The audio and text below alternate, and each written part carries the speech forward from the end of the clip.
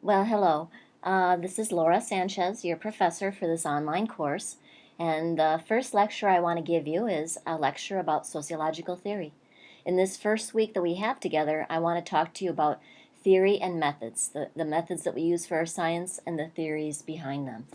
Um, I am going to be telling you a little bit about the history of sociology. And to do that, I have to kind of talk to you about when sociology first started and how it grew out of the Enlightenment. And I want to talk to you about how sociology first started in Europe. And so there was a European brand of sociology. But then when we started our sociology in the Americas, our sociology has its distinctive kind of brand of American sociology. So I want to make that distinction clear to you. The founding fathers, as it were, of sociology are kind of historically considered to be Emil Durkheim and Karl Marx and Max Weber. But there are others who are founders too. And so I'll talk to you about those three, but I'll also talk to you about Harriet Martineau, for example.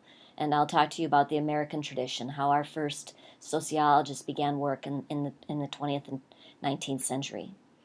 In this lecture, I want to give you kind of a broad perspective about three major kind of branches of theory: functionalist theory, conflict theory, and symbolic interactionist theories. Each of them have really particular theorists and particular sub-theories, but I want to kind of think of it as kind of umbrella theories that have a specific orientation or perspective. So as I was saying to you, sociology grew out of the Enlightenment. And so that was the what we call the age of reason now in the 18th and 19th century. Before that time period, very few people were literate, very few people could write or read, and that higher education was kind of reserved for the wealthy elites and or the clerical or religious people, people who were in charge of monasteries. And so in the 18th and 19th century, we really started to develop a perspective that we started to think about the inalienable rights of humans and about how we have the inalienable right to be heard, to govern ourselves, to have a voice in the political realm, and that more and more people were getting opportunities to learn, to write, and to read. And so it's in this ferment that we started to develop philosophical and political ideas that perhaps we can use human reason or human reasoning to solve society's problems. And so intellectuals at that time who were working in universities started to think that, hey, just like there are natural laws like gravity, physics, geology, all these kind of natural laws of the biological and physical world, perhaps there are natural laws in society. And that if we manipulate them, if we learn them, if we discover them, we might be able to manipulate the laws of society to create a more utopian society, to contribute to the public good. And so throughout this time period, you see kind of the waning of religion, meaning that we no longer are having religion govern political affairs, and that we start seeing the rise of scientific reasoning. And so I'm not saying that religion became less important into individual people's religious lives or their spiritual lives. I'm just saying that now greater numbers of people were permitted to read, to write, to reflect on what political powers they wanted to have. And so during this time period, what you start seeing is the decline of monarchies, the rapid explosion of capitalism, the concept of inalienable human rights. More and more people were kind of leaving rural areas and working in urban centers. And this is the kind of ferment that started sociology. And so when we look at sociology, it kind of has two major branches or orientations or perspectives. One is a positivist one. And so in the positivist one, we argue that sociology can be used to study the natural sciences. It can be used kind of like the natural sciences. And by that I mean that if we use appropriate methods, empirical techniques, and we observe the world as it is and not through our prejudices and biases, we can really see the social facts, the laws that govern human life. And then another perspective is a humanitarian bent, a belief that, hey, if we use human reasoning and our positivistic science, we can actually direct social change to make a better society. And so you see these kind of two impulses in sociology. One is to be a really scientific discipline, and then the other is to engage the social problems around us. And so because of those two orientations, the core questions that drive sociology are basically, how is social order maintained? So how do societies create cohesion and social order, solidarity and connection? How are people integrated together? And then on the obverse, how is social order destroyed? So how do societies fall apart? How are there conflicts? How do groups consider themselves to be enemies? So sociology concerns itself with that. We also look at how power and inequality shape outcomes. We're very interested in stratification in society. And so, for example, there are a lot of societies right now who are studying the growing wealth inequality, about how the 1% owns more wealth than half the rest of the world. And so sociologists are really profoundly interested in inequality. And we are also interested in how interactions shape our worlds, our social worlds. And we also look at how group membership influences opportunity. And so, how your being perhaps an elite gives you more access to resources and life chances than somebody who's from a lower class, for example. So, now let's kind of really look at theory. The first person who ever really coined the term sociology was a French philosopher, and he lived between 1798 and 1857. And he's the first person to ever kind of use that really official term sociology to describe our science. And so you have to kind of understand where he was coming from. He was writing at a time period in the 19th century when universities were really busy kind of making their disciplines, making really kind of clean breaks between different scientific disciplines. And so we're starting to see the rise of chemistry, the rise of anthropology, not anthropology, I'm sorry, the rise of biology, zoology, botany, geology. We're seeing all these different sciences, and sociology is starting to make a place for itself in universities. And so he said that, hey, you know what? Sociology is looking at the laws, discovering the laws of human nature and human behavior, and that by studying those laws, human behavior laws, we can maybe solve society's problems. And so in his opinion, you could actually kind of stratify or stack these sciences from the least to most important. And so he might have said that like geology is at the bottom because it's just studying kind of soils and rocks. And then you have botany because botany is about plant life. And then zoology would be above that because animals are alive in a different way than plants. And that at the very pinnacle is sociology. And so we hardly ever use his ideas in modern society now, in modern sociology. But we always do like to remember this person as kind of the founding father, the first person to use the term sociology. And then the other thing about him is that it's kind of interesting that he kind of put sociology at the top of the sciences. Okay, the next person I want to tell you about is a woman sociologist, and she's from England. Her name was Harriet Martineau, and again, she also was writing in the 19th century. And her story is kind of interesting. She was from a wealthy family. Her father was a capitalist who owned textile factories, and so they were very wealthy. But during her lifetime, her father had some business misadventures and became impoverished. And so she was supposed to marry a priest, but he became mentally ill, or not a priest, a pastor, I'm sorry. But he became mentally ill and was institutionalized. And so she wasn't going to end up getting married. And then her father died. And so she needed to get to work to support her family. And so you can imagine this is a time period where women weren't able to get higher education, that maybe they might be able to take laundering into their house or do some sewing or knitting to try to make money. And so she didn't see very many options. But she was a fantastic writer. And so she was a prolific writer. And so, for example, she wrote these things called the Illustrations of the Political Economy. And they were like little pamphlets, almost like magazines. They were about 10,000 words long, and she would sell them each month. And so for 25 months in a row, she sold more than 10,000. And so at that time, she's writing at the same time as Charles Dickens, who's really popular, and he was only selling about 2,000 to 3,000 books per month. And so she was just completely outselling everybody. And she was always winning these writing contests, and she was really interested in social and political activism.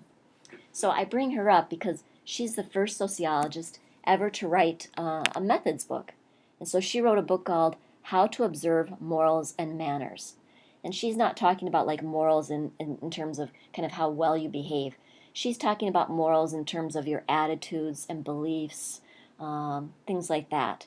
And that when she talks about manners, she's talking about your behaviors, what you do. And so basically this book is how to observe people's attitudes and their behaviors. And in it, she kind of talks about how sociology is an empirical science and that you can observe the social world around you. So, anyway, she was such an interesting person and such an interesting sociologist that she decided that she was going to travel to the United States. And so she took boat to the United States, and during her trip, there was a giant hurricane, and so she had the captain of the ship tie her to a mast so that she could see what a hurricane was like. That's kind of brave person that she was. And so when she came to the United States, she traveled all over. She went to every single state that was currently part of the Union. She met people who were slave owners. She met slaves. She met people who were abolitionists fighting against slavery. She met people who were state-level politicians. She met people from the national government, members of Congress. She dined with the president. She went to as far north as Mackinac Island and all the way to our deep southern states. And so she wrote this book that's now considered a classic called Society in America. And so she was kind of talking about what America is like in the very earliest decades of its independent nationhood. So among the things that she did was she was really kind of a social activist. So back in England, she worked really hard to try and get the right to suffrage for women. She helped with getting women the right to vote. She also really politically campaigned so that women could enter medical school. And then she was really successful in being a leader in getting a repeal of the Contagious Disease Act. Now, that act was a law that permitted the police to arrest people if they looked like they were unseemly or unsavory. And so that meant that the police were allowed to arrest people who looked like they were going to solicit a prostitute or if they looked like a prostitute. And what she noted was, they never arrested men. It was always about arresting women. And so she said that it was a really discriminatory law because women were being arrested for crimes that men were committing too. Men were soliciting prostitutes. And two, that women could be stopped just for being out alone or unchaperoned, and that they could face arrest or being harmed or harassed by the police just for being an independent person. And so she wanted this law repealed. And so you can see she was kind of ahead of her times. But basically, in her view, sociology was about fighting inequality. And she was really interested in the fact that sociologists should try to observe stratification, observe social injustice, and that their writing and their science should uncover it and excavate those inequalities. Okay, so now I'm going to talk to you about the founding fathers, Emil Durkheim and Karl Marx and Max Weber. There are other people who are considered to be founding mothers and fathers of sociology, but these three, we tend to refer to them a lot because they kind of represent three really big perspectives, three big debates in sociology. So I'm going to start out with Emil Durkheim. So Emil Durkheim was a French sociologist, and he was living between 1858 and 1917. He became so famous as a sociologist that he became a professor at one of the most important universities in France, in Paris, and that he also became like an endowed chair of sociology. He had the first kind of chair of sociology that was out there. And so basically what's interesting in his writing is that when he looked at society, he saw society as an entity, like a body that was larger than the sum of its parts. So he felt that there was some kind of energy that you get when people are connected to each other. And so he liked to show that. He liked to look at how did societies form a sense of bonding or solidarity. And he thought that, there are social facts in the world that are external to individuals, that we can see social patterns in the world. Okay? And so he felt as though if we use our empirical methods, we really can see social patterns. We can see them without our biases and our prejudices and our discrimination, our feelings of prejudice getting in the way. And that he wanted to discover the social basis for human behavior. And so the way that he did this is that he looked at public ceremonies and rituals, and he thought of these ceremonies and rituals as kind of devices or glue that holds the members of society together, that binds us together. And he thought that these ceremonies and rituals and festivals, religion, were ways of creating moral cohesion. So an example in his writing is that one time he wrote about flags, and he was talking about, hey, a flag is nothing but a piece of cloth, but you'll notice that when people look at flags, they really reflect on their identity. The flags represent things that are kind of really difficult to even say, right, or even think. In one of his more moving passages about it, he wrote about soldiers, that when a soldier sees a fallen flag on the field, a soldier will do anything he can to lift the flag from the ground, and that when a soldier lays down his life for a flag, he doesn't think he's doing it for the flag, for that piece of cloth. He thinks he's doing it for all the values and beliefs and customs and traditions and for the people who make up the people of that flag, right? And so that's an example. He thinks about looking at the symbols that we have to express our connection together. And so in his view, when he's thinking about how society is integrated, he's really thinking about the social stability, that he's thinking about how does a society last over time. That individual members are born and they die, but societies, last longer than its individual members. And so he wanted to look at how do we integrate, how do we knit people into their society. And he thinks that they do it with two ways, integration and regulation. And so you integrate people through having shared norms, shared stories, shared beliefs, shared teachings and socialization.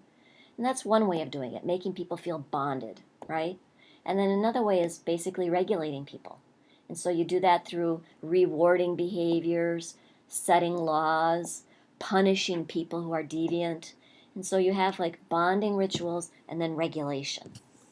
Now in his models, he's really kind of looking at social order, as I said before. And so in his view, it's really interesting to look at societies that are more stable than others or have more order than others, and that he really wanted to look at what happens when individuals feel disconnected from their society.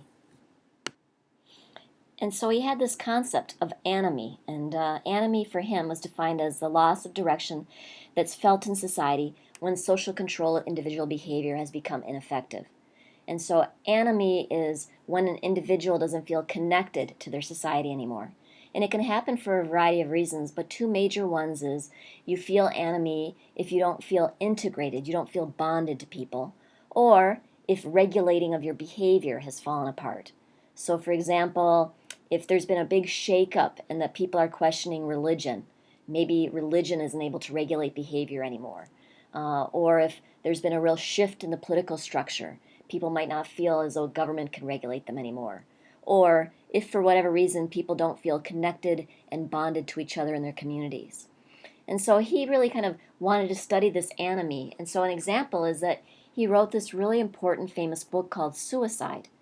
And in this book he says, hey, most people when they look at suicide, they think of it as the most personal thing that someone can do. That whenever anyone commits suicide, we look at them and say, what was the reason they did that? What could have been going on in their life? And we think of it as a really private and personal thing. But Emil Durkheim said that no, that suicide is really a kind of an indicator of anomie in society, and that you can really think of it as different societies have different rates of suicide because of the level of anomie they have in their society. And so what he did is he looked at the rates of suicide across different nations and across different groups within nations. And so he found that those in more conservative religions that really regulated people's lives tended to have lower divorce rates. Those societies that the governments really kind of made people be more obedient or conform to rules and regulations had lower suicide. Those societies that really gave their individual members a reason and a common purpose to be patriotic had lower suicide. And so, for example, he really kind of thought of anomie as kind of reflecting kind of a social process and not necessarily just an individual one. Okay, so there. Before I turn to Karl Marx, I just want to underscore to you that Durkheim is really thinking about social solidarity, communal understanding, connection and bonding, and how do societies feel integrated with each other. Karl Marx is somebody who's entirely different. And so he was writing around the same time period. He's living in the 19th century, 1818 to 1883, but he focused more on how capitalism shapes society. And in fact, in his writings, and he had many, many writings over his time period, he thought that the economic organization of society is the most important factor influencing what humans think and how they behave. And so he kind of looked at how economic systems shape human behavior. And so he wrote a little bit about how agriculture, agrarian societies are formed. And then he kind of talked about how agrarian societies kind of turned into market economy, and then the market economy translated into capitalism, and that capitalism has within it the seeds to create socialism and communism. And so he kind of looked at these revolutions between economic systems. But he was especially writing during the Industrial Revolution, so he was really studying capitalism. And so in his model, he was really interested in class and stratification and inequality. And in his models, there were kind of three major social classes. One were the capitalists, who he called the bourgeoisie, and they are the ones who own the means of production. They're the ones who own the factories. And then there's the proletariat, and the proletariat are the working class, and they own nothing. The only thing they have is their own labor, their own bodies to sell to the capitalists. And then there's this reserve army of labor, and there are people who are like the homeless, the destitute, drug addicts, prostitute, basically society's drugs. And so they don't even have employment, but capitalists can use them by saying to the proletariat that, hey, if you try to fight for higher wages, or you try to have a revolution, or you try to make a union, we'll just fire you and we'll take people from the reserve army of labor. And so they were kind of held out as a way to punish the proletariat.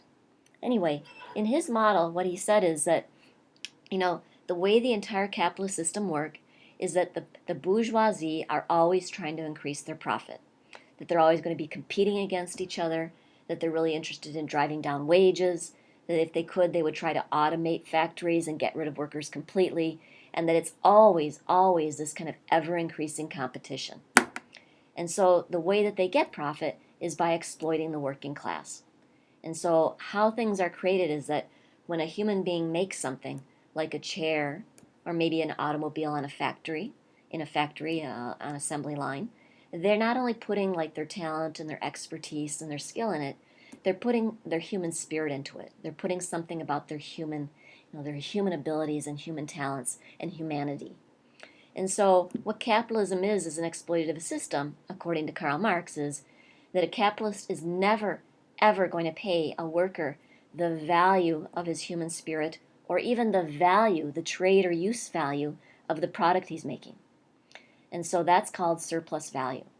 And so in his model, what happens is that a worker ends up being disconnected from the thing that he makes or she makes, disconnected from other workers because he's competing against other workers for these really pitiful wages, and then even disconnected from his own humanity.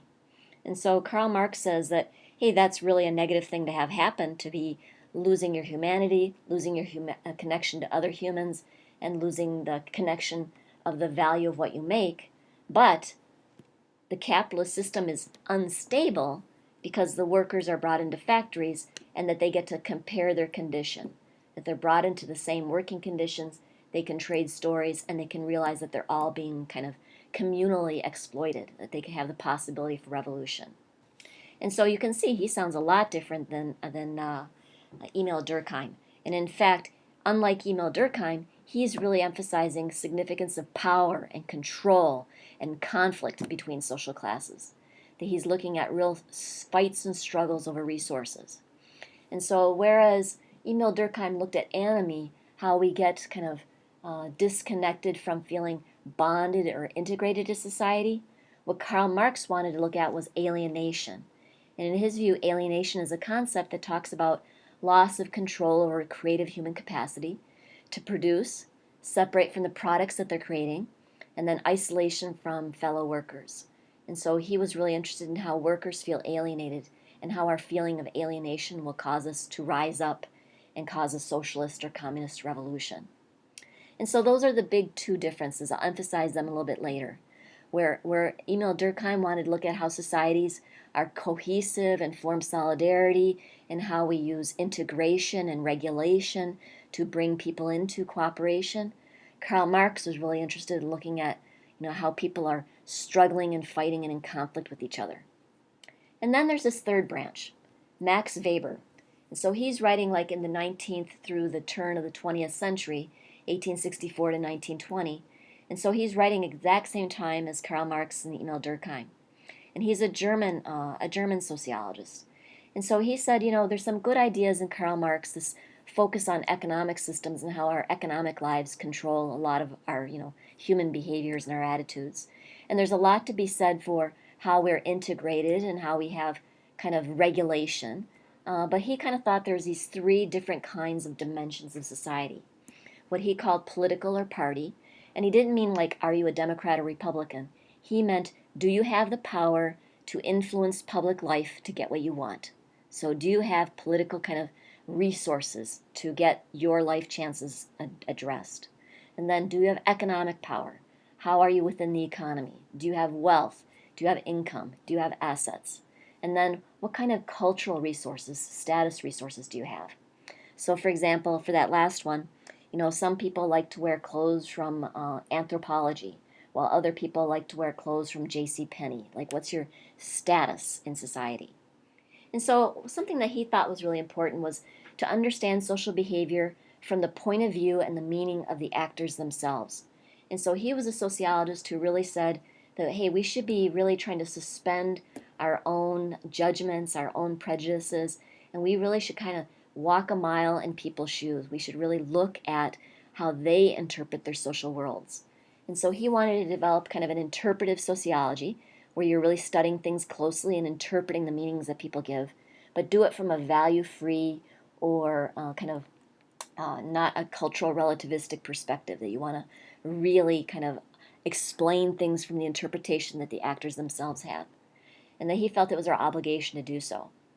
Now, what's interesting is that he's writing in the same time as Durkheim and Marx, and so he's interested in kind of the rise of modern Western societies, and he's interested in the Industrial Revolution. But one of the things that he really cared about studying was bureaucracies.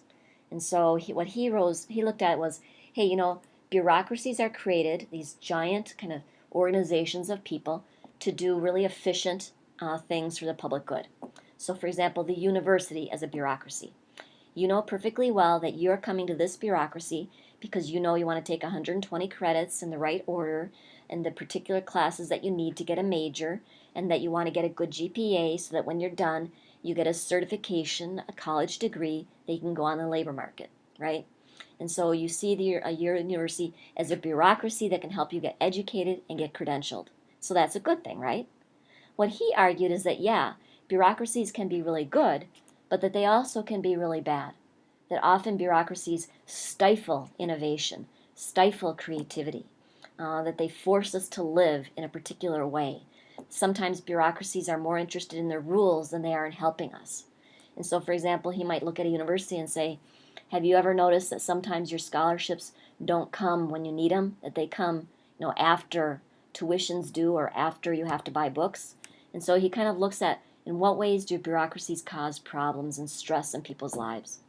And so what he said is that, modern society is interesting, but that often we end up living in what he called the iron cage. The society really forces us to get on the treadmill and live in certain ways. And so his ideas are kind of interesting to study about what is a modern Western life. Okay, so now I'm going to back off a little bit and try to tell you, why am I telling you about these particular people? Throughout our 6 weeks together, I'm going to want you to think through whether you think you're more of a functionalist theorist or a conflict theorist. And so basically, Durkheim's ideas were built to develop this or reused to develop this functionalist theoretical perspective. And that was the belief that a social order is possible and that social cohesion and stability endures, that societies are generally more stable than unstable, and that if there are moments of instability, the societies work quickly to try to end the instability, and that you have to look at society and think through how each part of society contributes to the stability of the whole.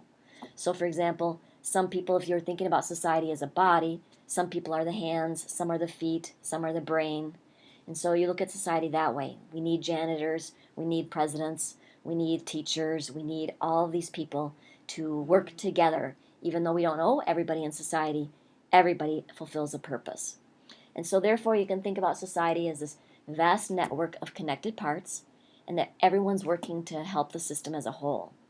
And so a functionalist perspective really kind of emphasizes consensus and cooperation.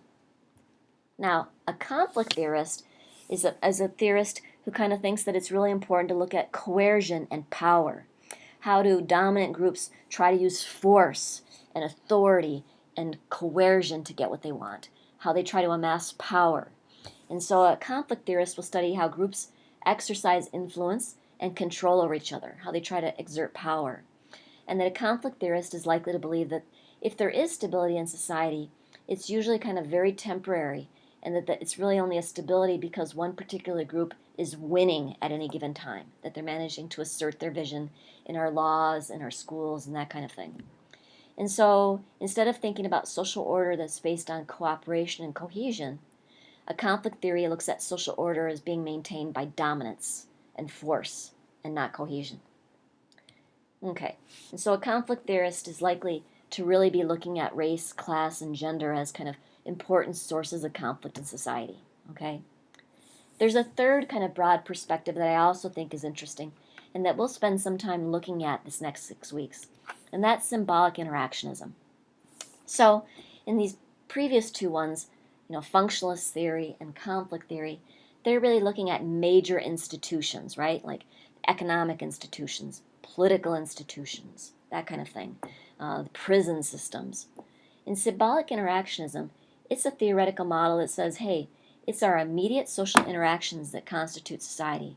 It's not abstract institutions that are outside of people.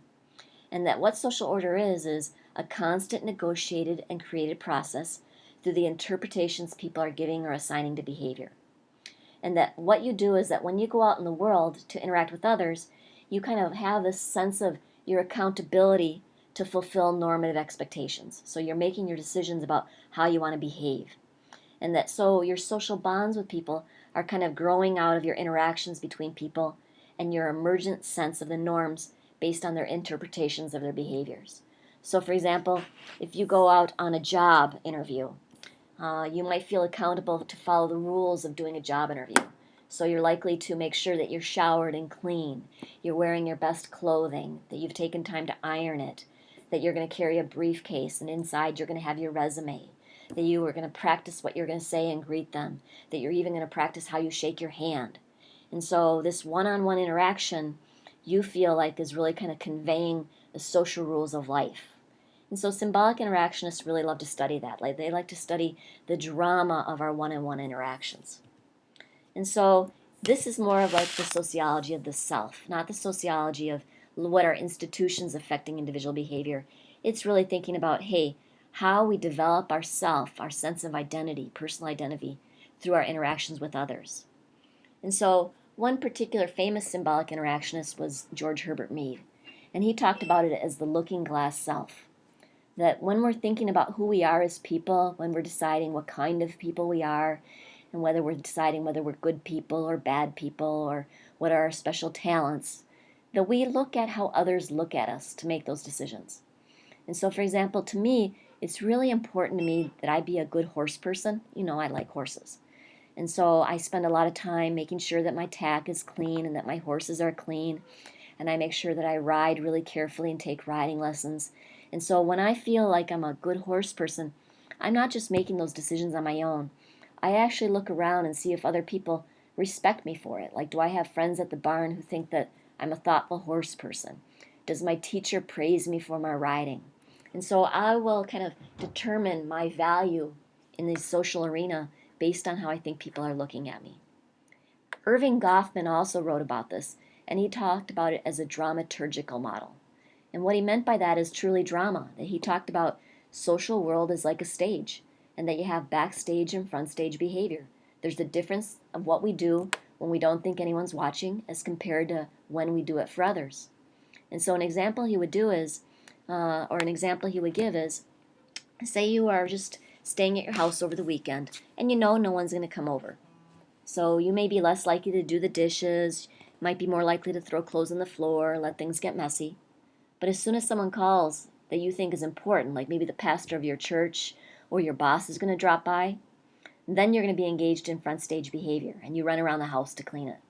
And so Goffman wants to look at that, like how we stage our behavior, our performances for the social world.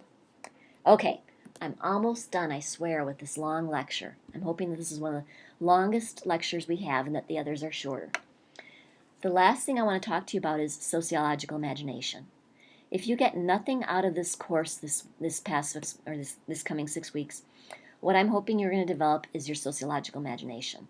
And in fact, C. Wright Mills is a sociologist who wrote a book called The Sociological Imagination.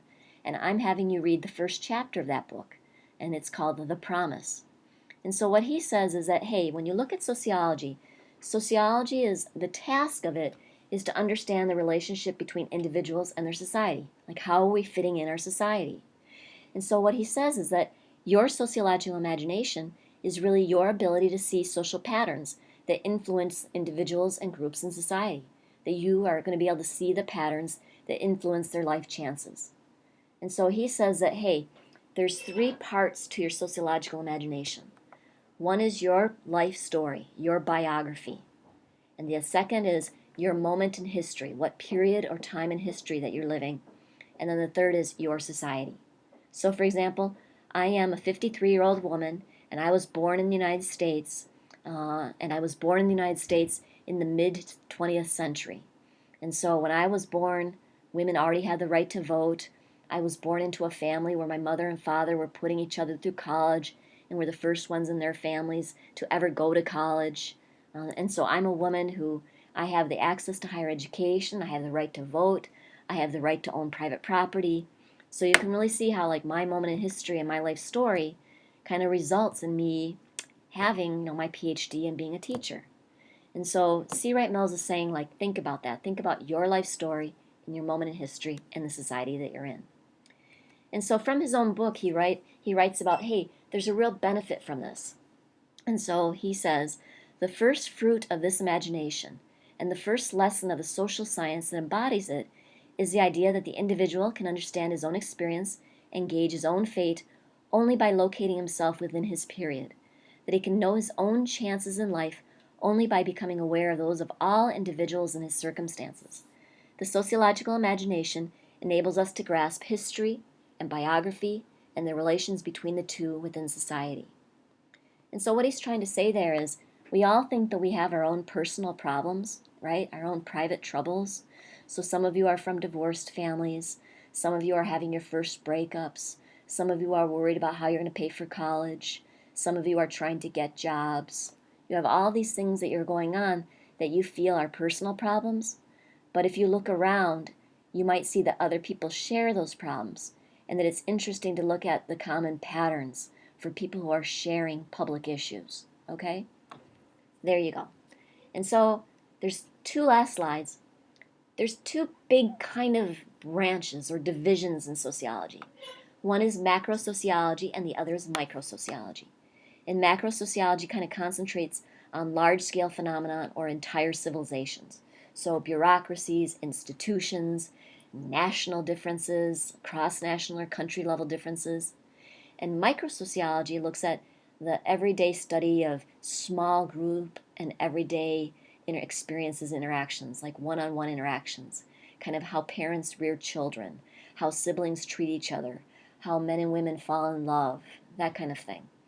In my department, we're mostly microsociologists. We are really interested in studying microprocesses. All right, so what are the basic questions that we'll look at for these next 6 weeks? Well, we're going to use conflict and functionalist and symbolic interactionist theories or perspectives to look at what holds society together, how are individuals connected to larger social processes and institutions, what are the chief tensions that pull society apart, the divisions and conflicts that can pull societies apart, and then basically, what causes social change? What kind of social change do you see in the world, and what do you think are the causal factors? Well, we survived our first very long lecture. I'm sorry about that. I'll try to keep the others shorter.